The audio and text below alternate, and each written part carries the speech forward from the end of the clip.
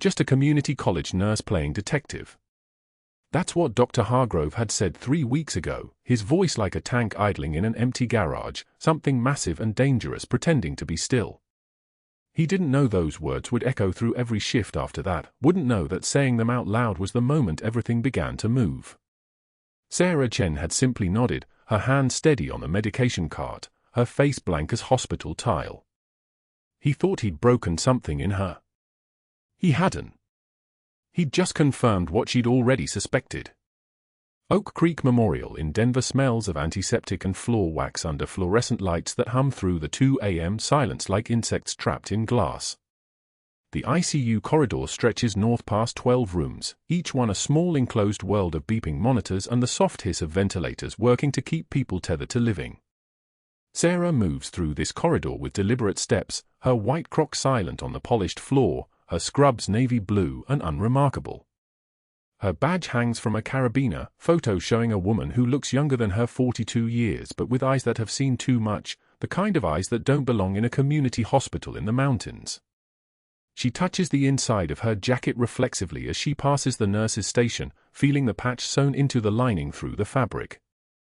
The faded Army Ranger insignia is barely visible now, thread-thin after 15 years of being pressed against her ribs, hidden beneath scrubs where no one would ever find it. No one was supposed to find it. The graveyard shift at Oak Creek runs from 7 p.m. to 7 a.m., and Sarah has worked it for 9 years without requesting a single day shift transfer. Night shifts meant fewer administrators wandering the halls. Fewer eyes. Fewer conversations she'd have to navigate while keeping her voice pitched low and her history buried so deep it felt like geology. The other nurses don't talk to her much anymore, they used to when she first started. Now they nod when they pass in the medication room and drift away when she sits in the break room with her coffee. This used to bother her. Now it felt like survival. She approaches room 312 first, where Marcus Webb lies in bed 7 with his left arm immobilized and a catheter line running from his neck into the subclavian vein. Marcus is a 63-year-old construction foreman who fell from a roof 18 days ago and has been fighting his way back toward something resembling life ever since. His O2 saturation sits at 91%, not ideal, but not crisis. His heart rate is 72, steady and regular. The monitor shows a clean sinus rhythm. She begins her assessment with the precision of someone who learned to read bodies in places where hesitation meant death. Temperature. Blood pressure. Pupil response. She doesn't rush. She doesn't chatter. She doesn't touch him with anything less than her full attention. What she's about to do is start and 4 on Mrs. Helena Vasquez in room 315, a 71-year-old woman admitted 3 days ago with pneumonia who has veins that have surrendered to decades of diabetes and 4 placements. The other nurses have tried twice already. Mrs. Vasquez asked for Sarah specifically, a small grace, a small faith. Sarah gathers her supplies. A tourniquet. Alcohol prep pads. A 20-gauge angiocath. A flash chamber syringe. She moves back down the corridor toward room 315 and doesn't notice Dr. Hargrove watching her from the nursing station until he's already formed his first thought about what he sees. Dr. Richard Hargrove is 54 years old and carries himself like someone who has never been told no, which is mostly true. His father was a senator. His mother comes from old Denver money, the kind that built hospitals and named wings after themselves. He completed his medical degree at Johns Hopkins and his emergency medicine fellowship at Massachusetts General, and he has spent the last 8 years at Oak Creek Memorial accumulating the kind of power that doesn't require a title to exist. He has 15 different people who owe him favors. He has 3 board members who take his calls at midnight. He has a medical supply contract that funnels $50,000 a year through his consulting company, and he has absolutely no idea that Sarah Chen has noticed the billing codes don't match the inventory. Hargrove watches Sarah enter room 315, and what he sees is simply an older woman in scrubs with steady hands applying a tourniquet with the kind of practiced efficiency that people associate with experience and nothing else. He sees competence as a technical skill, something you acquire after enough repetitions, not something that lives in the bone marrow of someone who learned it while holding a bleeding operator in the back of a Black Hawk helicopter somewhere in Helmand province.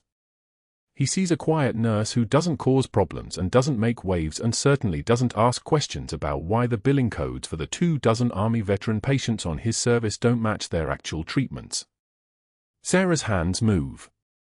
The tourniquet is tight but not too tight. She palpates the vein on Mrs. Vasquez's inner arm, and she feels it, there, a small rope of possibility beneath the papery skin.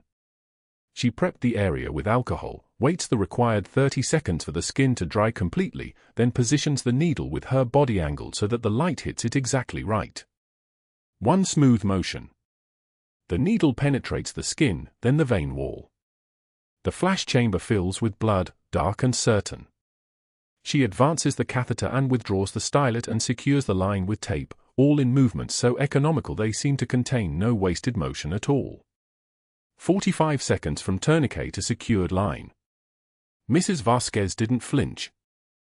"You can let go now," Sarah says, her voice soft, barely above the background hum of the monitors. Mrs. Vasquez lets go of her hand and visibly relaxes. "Next time, ask for me first." That's the kind of thing a good nurse says. That's not the kind of thing a senior chief petty officer from a naval hospital corpsman's training program says when she's performed a procedure while thinking about arterial damage assessment in a combat field hospital 7,000 miles away. The distinction exists, but only if you know to look for it. Hargrove doesn't know to look. He's already moved on. What happened next didn't change anything immediately. That was the thing about patterns, they took time to reveal themselves. You had to be patient. Sarah had become very good at patience. 3 weeks before Hargrove dismissed her as playing detective, she noticed the first discrepancy while auditing billing codes for the night shift, a routine responsibility she'd taken on because no one else wanted it, the kind of task that made her nearly invisible in the administrative machinery of the hospital. Mr. Richard Costillanos, an Army veteran, 81 years old, admitted for pneumonia. The chart showed a comprehensive metabolic panel ordered.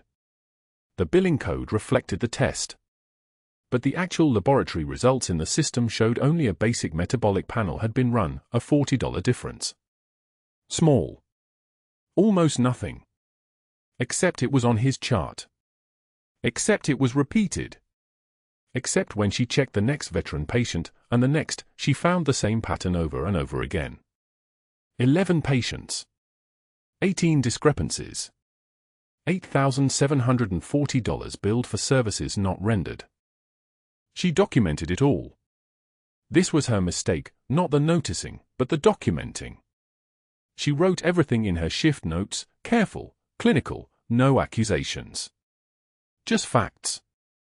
The kind of documentation a person makes when they believe the system will work if you just present the truth clearly enough. She didn't know yet what Hargrove was capable of. She was about to find out. The break room at 2 a.m. smells like stale coffee and the ghost of microwaved food. There are 6 small round tables, a refrigerator that hasn't been cleaned since November, and a window that looks out at the Denver skyline pretending to be glittering and alive when really it's just old and tired. Sarah sits at the corner table with her own coffee, black, no sugar, and the shift report in front of her. She eats the sandwich she brought from home. Turkey. Whole wheat. No mayo. She doesn't look up when Jennifer and Patricia come in, even though she can feel them making a decision about whether to sit elsewhere. They do sit elsewhere. 2 tables away. Jennifer laughs at something Patricia says, and the laugh is slightly too loud, the kind of performance laughter that happens when you want someone to know you're happy they've chosen to exclude them. This doesn't touch her anymore. Not really. Or it does, but she's learned to build compartments inside herself so that what touches her on the outside doesn't reach the parts that need to remain functional. The parts that remember how to make decisions when everything is chaos. The parts that learn to breathe when the air smelled like diesel fuel and blood. She finishes her sandwich and her coffee and returns to the medication cart. Room 308 needs another round of antibiotics. Room 313 needs pain management assessment. Room 315 needs post-line monitoring. The work is methodical. The work is real. The work is the only thing that's allowed her to exist in Denver for 9 years without anyone asking too many questions about where she went to nursing school or why she never socializes with the other staff or why she flinches sometimes when ambulance sirens approach the hospital but doesn't let anyone see it. The work is a careful structure she's built to protect everyone from what she used to be. A slight tremor runs through her left hand when the sirens begin wailing, the emergency notification system lighting up across the phones in the unit. She steadies it against her thigh. One measured breath. The kind of breath you learn to take when you're counting down how much blood someone has left in them, when you're calculating survival odds in your head, when you're deciding whether to move them or leave them in place because movement itself might be the thing that kills them. She's been in 12 different scenarios where that breath was the only thing between a person living and a person dying. She's been in 0 scenarios since she walked away from the Navy where she needed that breath, but her nervous system hasn't caught up to her safe life yet. Maybe it never will. The ambulance arrival brings new patients, a multi-vehicle collision on I-25, 3 people total, 2 being taken to St. Anthony's, 1 being brought here to Oak Creek because he's the worst and Oak Creek has the resources.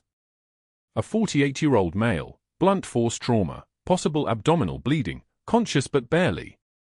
The trauma team assembles with the practiced movement of people who do this regularly but not frequently enough to make it routine. Sarah positions herself at the periphery of activity, her role as night shift ICU nurse making her available if admission is needed. The ER doctors work with the precision of a choreographed performance. 16 minutes later, the decision is made. Admission to the ICU. Sarah will be his primary nurse. But that wasn't the worst part. That wasn't even close to the worst part. It would be that very afternoon, during day shift, when Dr. Hargrove would read her shift notes about the billing code discrepancies. It would be that afternoon when his face would change in a way she'd remember forever, not anger, not fear, but calculation.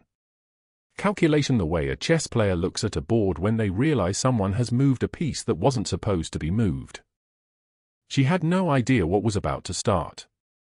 Room 314 at Oak Creek Memorial smelled like antiseptic and fear.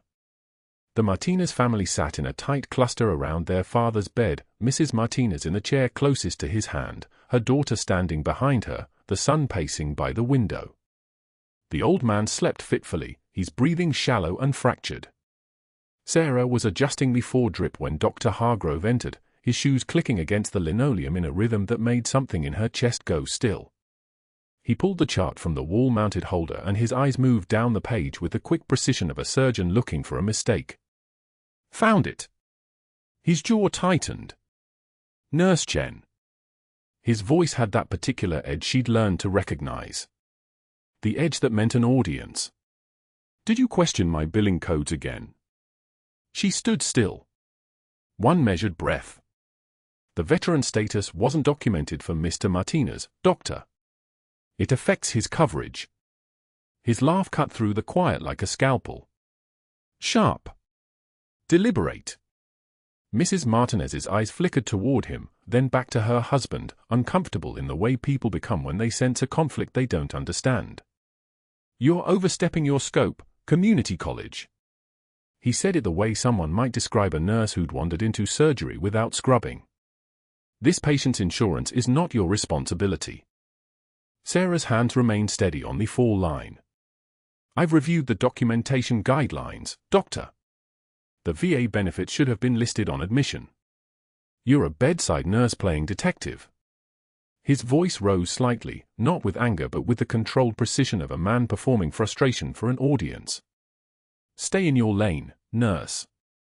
Stick to what you know. He turned to leave, paused, turned back. And stop altering patient records. Next time I'll file a formal complaint.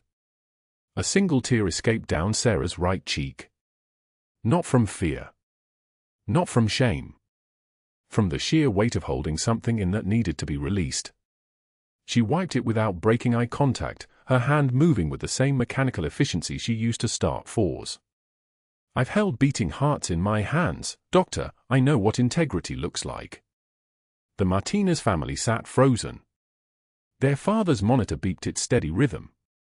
Dr. Hargrove's jaw tightened and he left, his shoes clicking faster than when he'd entered. Mrs. Martinez reached out and touched Sarah's wrist.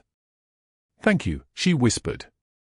Sarah nodded once and checked the foresight, her face a perfect mask of professional composure, though her fingers had begun to tremble with the effort of restraint. 2 days later, Sarah entered the break room at 3:14 a.m. The fluorescent lights hummed their monotonous prayer. For nurses sat around the table with their coffees and their phones, mid-conversation about someone's weekend plans. The moment she appeared in the doorway, they moved like a synchronized school of fish pivoting away from a predator. One stood. Then another. They gathered their cups, their jackets, their phones, and filed out in silence, leaving her alone with the humming refrigerator and the weight of deliberate exclusion. She sat anyway. Opened her lunch container, turkey sandwich, carrot sticks, an apple. Took 3 bites. The food tasted like cardboard and regret. Her hand tremored around the fork. She set it down carefully, pressed her palms flat against the table, and waited for the shaking to stop. It did, eventually. It always did. She'd learned to wait. The next morning, Sarah arrived at 6:27 a.m. for her shift briefing and found the unit board where everyone could see it. A write-up, pinned beneath a magnetic clip, the paper fluorescent white and impossible to ignore. Disciplinary action, Chen. Insubordination. Questioning physician orders without clinical basis. Creating hostile work environment. Further violations will result in suspension pending review. 3 nurses read it as she walked past. One looked away quickly. Another made no effort to hide her schadenfreude, that particular smile of someone watching another person's life fracture. The third pretended not to see it at all. Sarah unpinned the document with steady hands. The paper was still warm from the overhead lights. She folded it once, placed it in the pocket of her scrubs, and moved on to the medication dispensary like a woman walking through rain that didn't dare touch her. That afternoon, Dr. Hargrove cornered her there.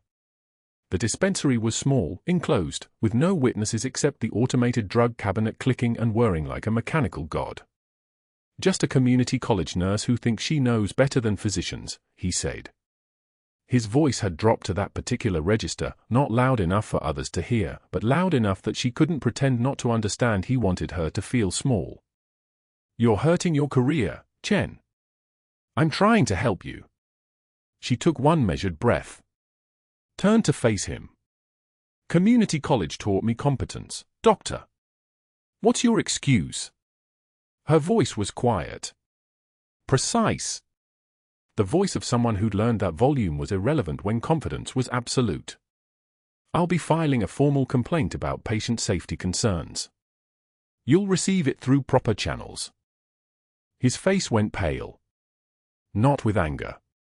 With something worse, the realization that he wasn't dealing with an intimidated nurse, but with something he couldn't quite define.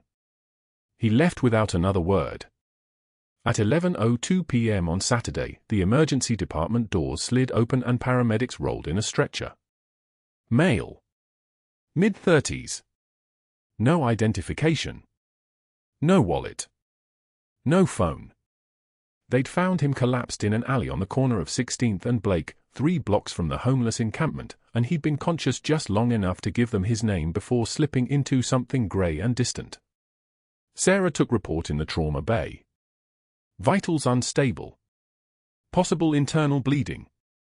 Extensive scarring on the torso consistent with trauma, old trauma, the kind that suggested a past spent in places where the body learned to break and reassemble itself. The paramedics transferred him with the smooth efficiency of people who'd done this 1,000 times. As they rolled away, Sarah approached the stretcher to begin intake. She cut away his shirt with trauma shears, their blades flashing silver under the halogen lights. His chest came into view, broad, muscled, webbed with scars that told a story of survival. And then she saw it. On his left shoulder, a detailed tattoo. The Army Ranger tab. The 75th Regiment insignia. And beneath it, in small script that only someone looking closely would see, Sanjin 2011. Her hands paused. Half a heartbeat. That was all. Then she continued, her movements accelerating into the fluid precision of someone who'd done this work not in a hospital but in places where the electricity might fail, where the blood loss was measured in minutes, where hands had to remember everything the brain couldn't afford to forget. Starting 4, she announced, more for protocol than for the patient's benefit. She secured a 20-gauge angiocath with practiced economy, taped it down, hung the saline. Her hands moved like hands that had done this under fire. The patient's eyes opened. Unfocused. Glassy. But watching. Tracking the way she moved. The way she anticipated the next step. The way she positioned the equipment before she needed it. His whisper barely reached her, "You were medical. I've seen those hands work." Sarah's face remained neutral. No recognition. No confirmation.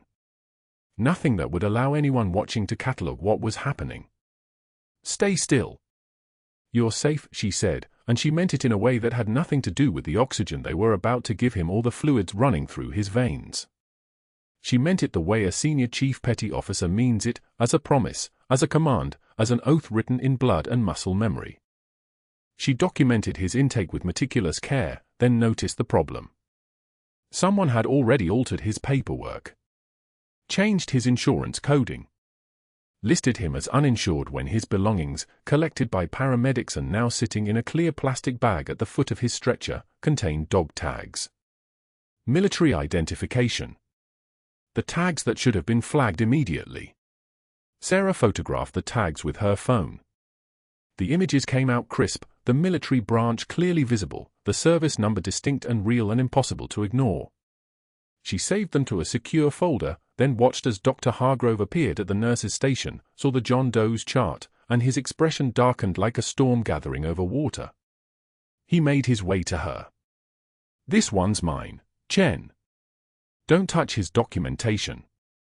"Yes, doctor," Sarah said quietly. And then she nodded, and returned to her work, and did exactly what she'd already done, saved the proof that couldn't be unsaved, documented what couldn't be undocumented, kept her hand steady and her voice soft and her eyes focused on the man in the bed who'd recognized in her something he'd thought was lost. The monitor beeped. The 4 dripped. And somewhere in the walls of Oak Creek Memorial, a chain of events was beginning that no one, not the family sitting in room 314, not the nurses who fled the break room, not Dr. Hargrove with his arrogance and his schemes, had any idea how to stop. But that wasn't the worst part. The worst part came 48 hours later, when everything Sarah had been holding in silence would finally demand to be heard. The paramedics rolled him in at 11:06 p.m. on a Saturday, unconscious and bleeding from a head wound, a John Doe found collapsed in a downtown Denver alley with nothing but the clothes on his back. No wallet. No identification. No family waiting. Just a man the system would process, stabilize, and likely forget. Sarah Chen was finishing her rounds in the ICU when the admit came through, a routine notification she barely registered until the charge nurse asked for a trauma assessment on bed 7. She moved through the unit with the precise economy of motion that came from 15 years of decisions made in seconds, from holding lives together in places where the power went out and you worked by flashlight and muscle memory. The patient was still semi-conscious when she arrived, his breathing shallow, his left shoulder bandaged from the paramedics' initial field work. Sarah pulled back the dressing with 2 fingers, clinical and efficient. The tattoo was partially obscured by gauze and swelling, but the outline was unmistakable, crisp black lines forming the distinctive insignia of the 75th Ranger Regiment, the scrollwork of the unit crest visible above it, and below that, smaller letters she'd seen on exactly 3 other soldiers in her career, Sanjin. Sanjin. Not just any deployment marker. Sanjin Valley, Helmand Province, Afghanistan. The graveyard where the Rangers took fire in 2009 and 2010, where IEDs rewrote anatomy, where Sarah had held a 22-year-old kid's spleen in her hands while rounds pinged off the metal roof and she kept him breathing because stopping meant dying. The recognition hit her like a voltage spike. This man wasn't just another patient. He was one of theirs. One of hers. Sarah's fingers stopped moving, but only for half a second, the civilian equivalent of a military pause. She straightened, replaced the dressing with methodical precision, and began her assessment. Pupils reactive. Breathing spontaneous but labored.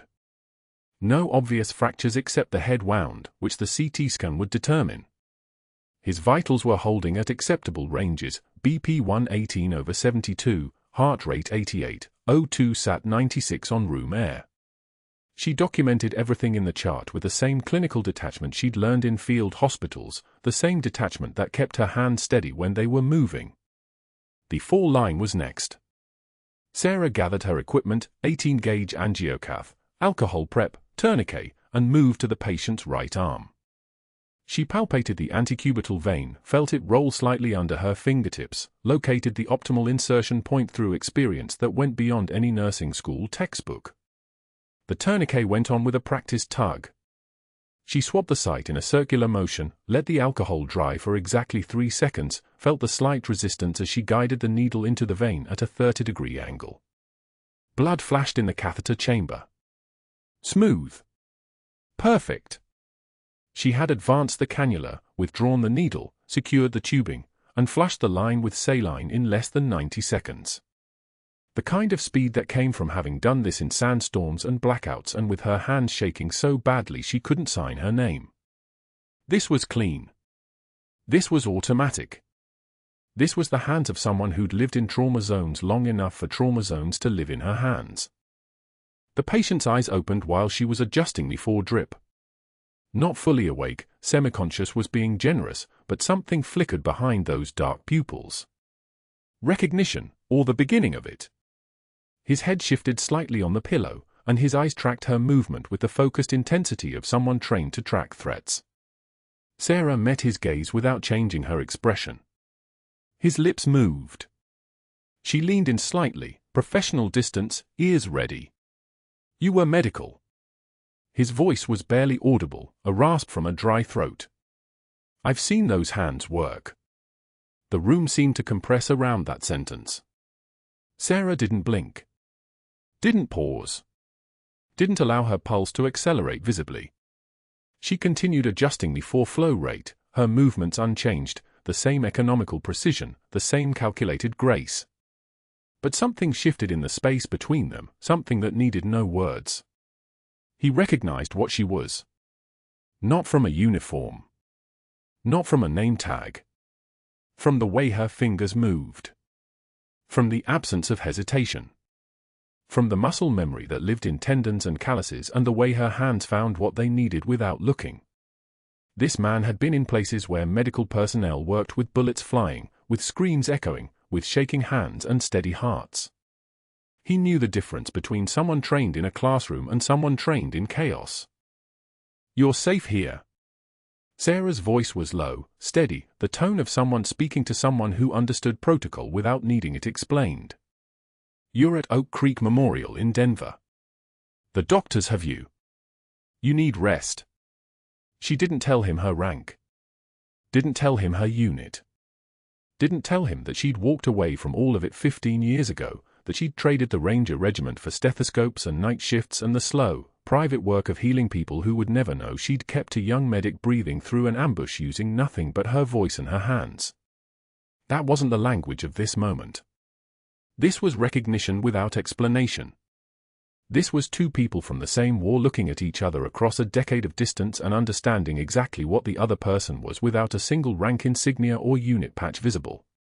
His eyes closed again, his body relaxing slightly as if the knowledge that she had been medical, that this was safe, was all he needed to sleep. Sarah finished the forecheck, repositioned his arm, and made notes in the electronic chart. Vital stable. Patient conscious and alert.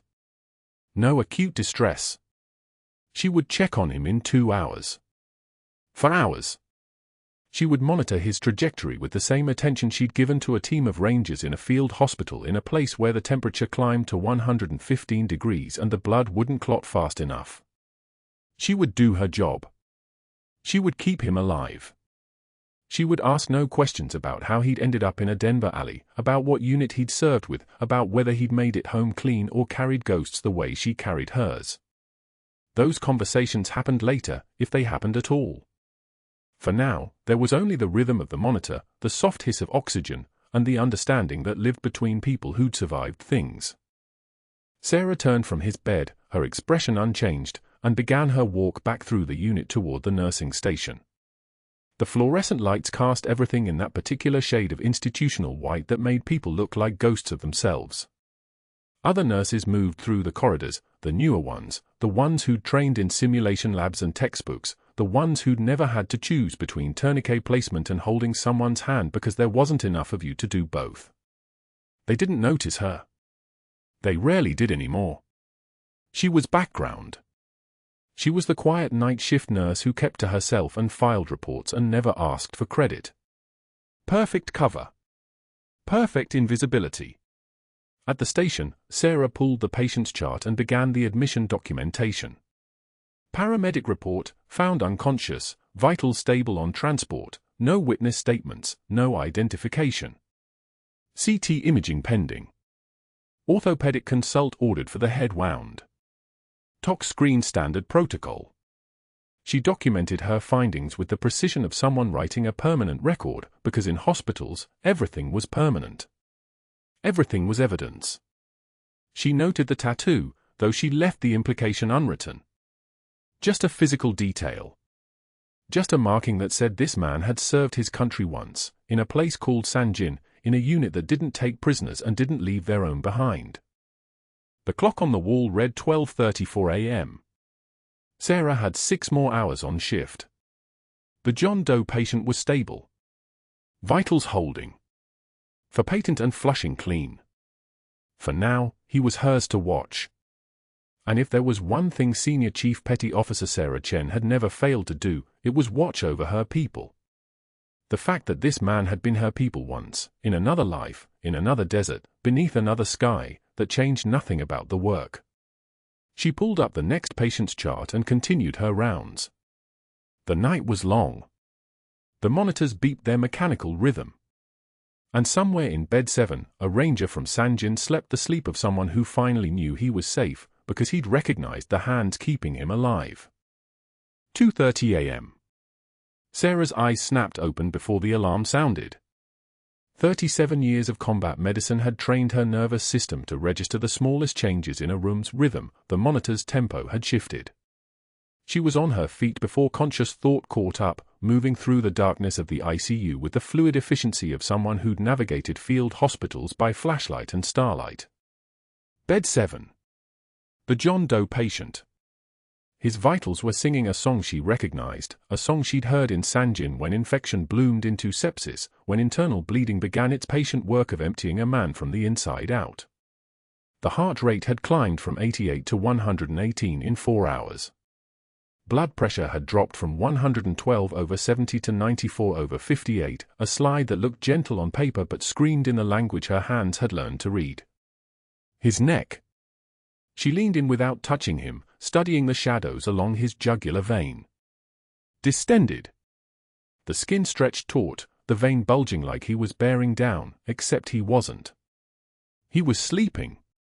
Or trying to. His breathing had become shallow, rapid, 22 breaths per minute and climbing. The numbers told a story. The body confirmed it. The monitors confirmed it. The silence of the other nurses who'd walked past his bed without stopping confirmed it most of all. She pressed her stethoscope to his chest and heard what she'd feared, the muffled heart sounds, dampened as if someone had wrapped his heart in gauze. Pericardial effusion. Fluid around the heart, accumulating, compressing, suffocating the organ 1 milliliter at a time. Undetected chest injury, probably from the trauma that brought him in. Probably bleeding still, slow and steady, pooling in the pericardial sac like water filling a bucket. She reached for the phone and paged the code team. Her voice was level. Critical deterioration. Bed 7. Probable cardiac tamponade. Need you now. The response came back, code team en route. ETA 12 minutes. 12 minutes. She watched the monitor. The blood pressure dropped to 92/55.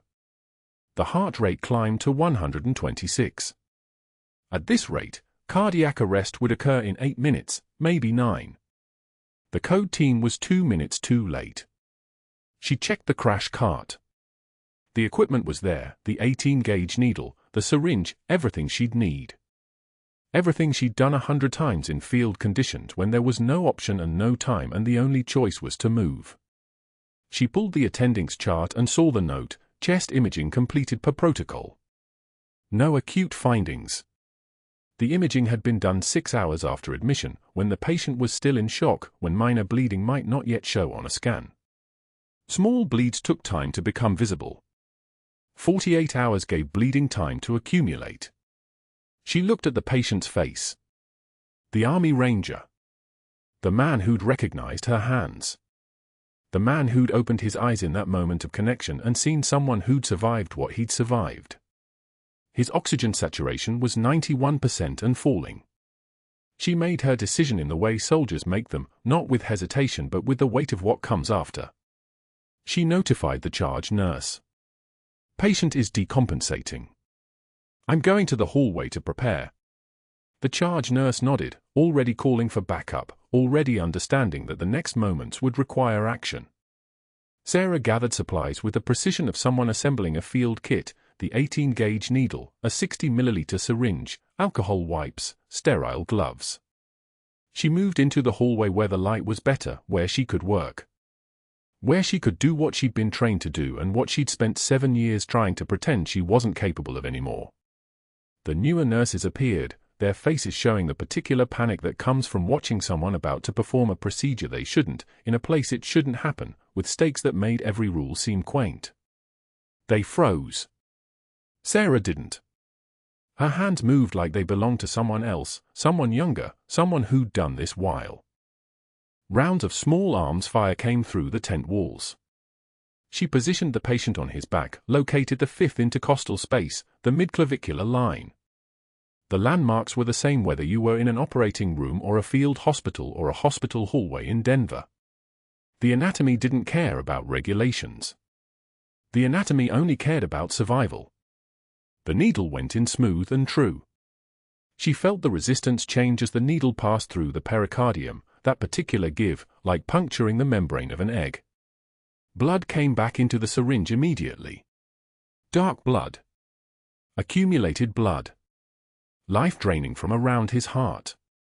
She withdrew 240 milliliters in steady pulls, each syringe full. The patient's oxygen saturation began to climb. 91%. 93%. 96%.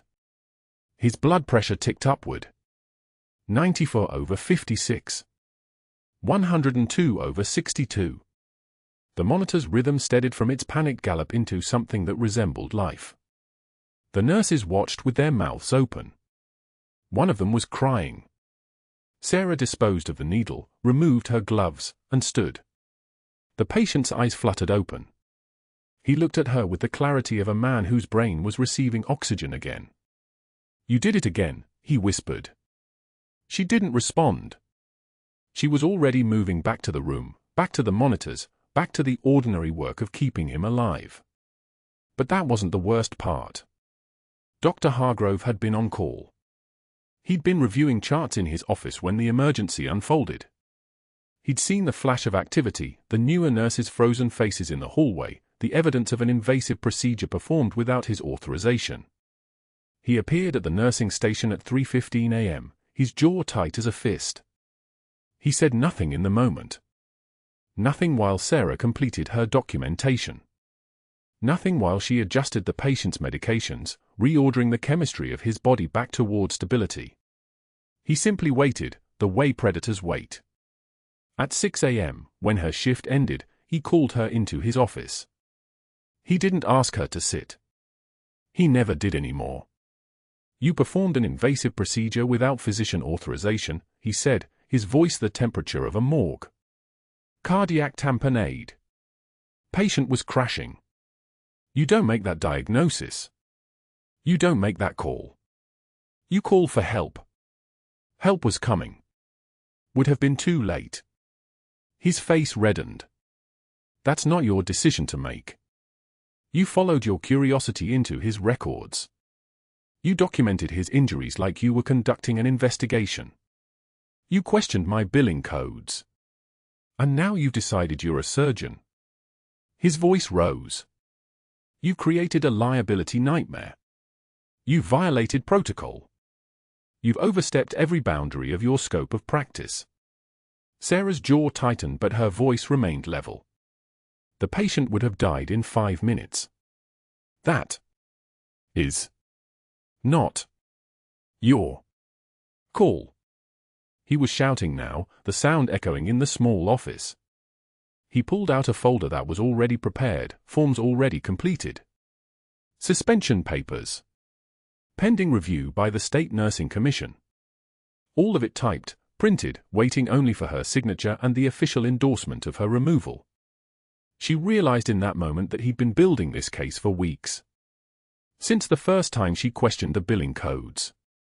Since she'd documented the Martinez family's complaint. Since she'd existed in his hospital as someone he couldn't control.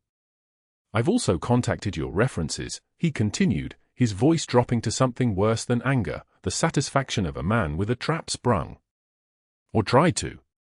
Interesting that you have no employment history before 7 years ago. Where were you, Chen? Before you decided to become a community college nurse? That's a significant gap in your background. Her hands remained at her sides. She didn't answer. She didn't need to. The question hung in the air like a threat. You're suspended, effective immediately. Pending review. You'll be contacted with details about the hearing process. He slid the papers across his desk. I suggest you get a lawyer. Sarah took the suspension notice and walked out. She didn't slam the door. She didn't cry. She didn't let anything show on her face except the particular blankness of someone who'd just watched their carefully constructed life collapse under the weight of something she'd tried to bury. By noon, 2 investigators from the State Nursing Board had scheduled preliminary interviews. By 1 p.m., an email arrived from Human Resources, clear your locker within 24 hours. She came at 6 a.m. the next morning, when the hallways were empty and the fluorescent lights buzzed in their indifferent mechanical way. Her locker was small. She owned almost nothing of the life she'd built here. A stethoscope. Extra scrubs. A small photo of her Navy unit, tucked in the back corner behind her lunch containers where no one would see. The faded unit patch sewn inside her jacket lining. She pulled the jacket out and her fingers found the patch without looking, the way muscle memory works. 75th Regiment. The unit designation was barely visible, the thread coming loose at one corner from 7 years of being worn beneath scrubs, beneath the careful construction of civilian anonymity. She ran her fingertip over it one last time and tucked it back inside. That afternoon, she sat in the waiting room at the Denver Veterans Affairs Medical Center, appointment card in her trembling hand, not from fear but from restraint, from the effort of holding every feeling inside where it wouldn't show. Around her, the broken. A Marine in a wheelchair, both legs gone from the hip down, staring at nothing. An Army infantryman with the 1,000-yard stare she recognized from her own mirror, the look of someone who'd seen the worst and was still trying to unsee it. An older veteran, probably Vietnam era, whose hand shook as he reached for the water fountain. She used to command people like this. She used to be the one who held them together, the one they looked to when everything was falling apart. Now she was one of them, another casualty who couldn't handle the nightmares, who'd walked away from active duty when the PTSD made her a danger to herself, who'd chosen a smaller life, a quieter purpose, bedside nursing where she could save people without being asked to save herself. A young Marine made eye contact with her across the waiting room. His gaze held recognition, something in her bearing, her posture, the way she sat today. She looked away first, ashamed. A notification buzzed on her phone, case review scheduled for Monday. Please provide all previous employment verification. She had none. 7 years in Denver with no employment history she could explain without revealing everything she'd run from, everything she'd become someone else to escape. Her phone rang at 8:30 p.m. Unknown number. She almost didn't answer. Senior Chief Chen. The voice was military. That particular precision in speech that came from decades of command. She didn't respond, just listened. This is Commander Thomas Blake, Naval Special Warfare Group. We need to talk about Monday. The hallway outside the boardroom smelled like burnt coffee and desperation. Dr. Hargrove walked toward the emergency session with his lawyer trailing behind, confident his network would contain this disaster. The board members were waiting. His allies. His people. Men he'd done favors for, who owed him loyalty measured in golf trips and consulting contracts. He'd controlled Oak Creek Memorial for 16 years. One suspended nurse wouldn't change that. But before his hand touched the boardroom door, two figures stepped into his path, Detective Sarah Patel and her partner, their badges catching the fluorescent light like weapons. Dr. Hargrove. Patel's voice carried the flat certainty of someone who'd made this walk 100 times. We need to ask you about billing irregularities at Oak Creek Memorial dating back 42 months. His lawyer moved forward instantly. My client has nothing to say without. This is clearly retaliation. Hargrove cut him off, his voice still commanding even as something shifted in his shoulders. A disgruntled employee making accusations. I have documentation of her incompetence, her protocol violations, her. Sir, you need to come with us. The second detective's hand rested easy on his belt. Behind them, through the crowd gathering in the hallway, Marcus Webb stepped forward. The IT specialist no one ever noticed. The Marine Corps veteran who'd been invisible in the background of Oak Creek Memorial for 3 years, fixing computers and maintaining servers while doctors and nurses moved past him like water around stone. He carried a laptop and 4 USB drives the color of steel. Marcus didn't raise his voice. Marines didn't need to. I'm a Marine, Doctor. When Senior Chief Chen started asking questions about veteran billing code 6 months ago, I started watching the transactions. Started backing up files you didn't know existed. He opened the laptop, turned the screen toward the gathering crowd. The hallway went so quiet you could hear the ventilator hum from the nearest ICU room. On screen, security footage. Timestamped 3:38 a.m., for weeks prior. Dr. Hargrove at his desk, typing with both hands, his face illuminated by the monitor's glow. He was changing entries. Patient records displaying on the screen with his cursor moving through fields, altering veteran status designations from yes to no, inflating supply costs by percentages that climbed incrementally. Rerouting insurance payments with the precision of someone who'd practiced this thousands of times. The kind of calm that comes from having already crossed every line. You deleted this from the main server. Marcus clicked to a new file. His movements were methodical. A Marine presenting evidence. But I save every frame on backup protocols you didn't know about. 783 gigabytes. 42 months. Every alteration documented with timestamp and your access code. Hargrove's hands began to shake. His lawyer touched his arm, whispering urgently, but the doctor's eyes stayed fixed on the screen. On another file Marcus was opening. Emails. Subject lines in Outlook, forwarded messages with CC lines that included names the board members recognized. Titan Medical Supply. A company that didn't exist 5 years ago. Emails discussing supply orders at cost-plus pricing and incentive structures and monthly reconciliation. Marcus zoomed on a spreadsheet. Columns labeled with dates. Next to each date, a dollar amount. $8,400. $12,100. $15,750. The numbers climbing steadily, methodically. Kickback totals. Illegal payments flowing monthly into accounts Hargrove had opened in his wife's maiden name. These are communications between you and 5 members of the Titan Medical Supply executive team. Marcus's voice never changed pitch. Marine Corps calm. The voice of someone who'd seen worse and survived. You order unnecessary equipment at deliberately inflated prices. They invoice Oak Creek Memorial at the inflated rate. Oak Creek pays. Titan cuts you a check for 30% of the markup. It's all here. 147 transactions over 42 months. Total embezzlement, $873,000. A board member gasped. Someone's phone rang and they silenced it immediately. The hallway had become a gallery of witnesses, nurses and orderlies and visitors all watching as Dr. Hargrove's career evaporated like medication through a syringe. His lawyer was talking urgently to the detectives, but Hargrove wasn't listening anymore. His network was activating in real time, he could feel it. Calls made in whispered conversations. Board members checking their phones. Legal counsel arriving from somewhere upstairs, not for him, but to protect the hospital. The institution always protects itself first. Always. Detective Patel stepped closer. Dr. Hargrove, you're under investigation for insurance fraud, falsifying medical records, accepting illegal kickbacks, and endangerment of vulnerable patients, specifically elderly veterans receiving care under Medicare and Medicaid programs. You have the right to remain silent. His lawyer was nodding, agreeing that silence was the only play left.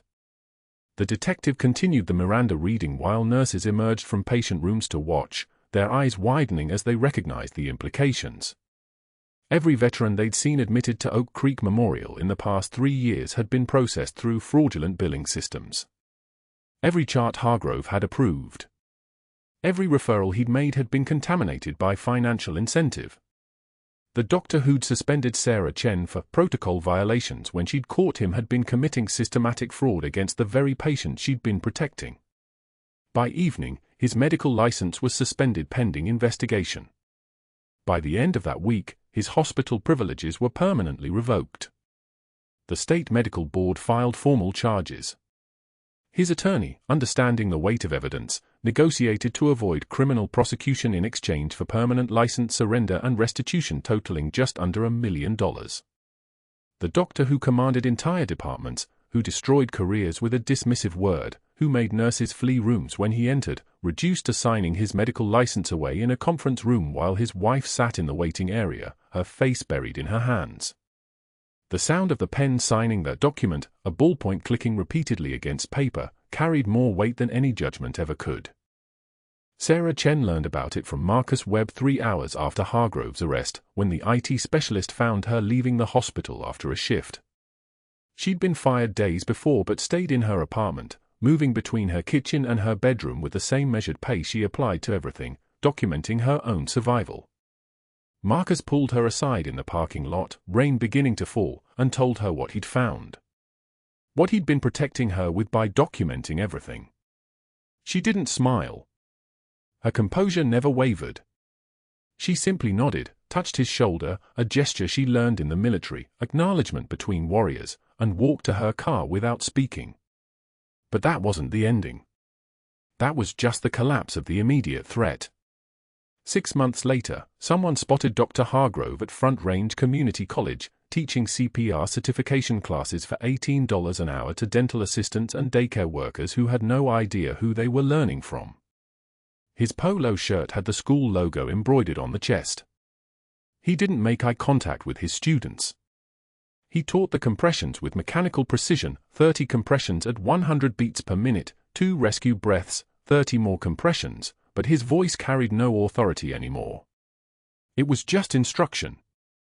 Just a man explaining procedure to people who didn't care about his credentials or his history or what he'd done. The fall wasn't dramatic. It was quiet. It was total. That same afternoon, Sarah Chen stood on a Navy platform in Washington, D.C., wearing dress white she thought she'd never wear again. The jacket was new, but she'd sewn the faded unit patch inside the lining before the ceremony, exactly where it had always been. On her chest, the Navy Cross. Bronze stars with Valor. Presidential Unit Citation. And a new medal the Admiral had just pinned in place, the Navy Distinguished Service Medal for developing the new Special Operations Combat Medical Training Curriculum, a program she'd built from the ground up to train the next generation of combat medics. Her PTSD hadn't disappeared.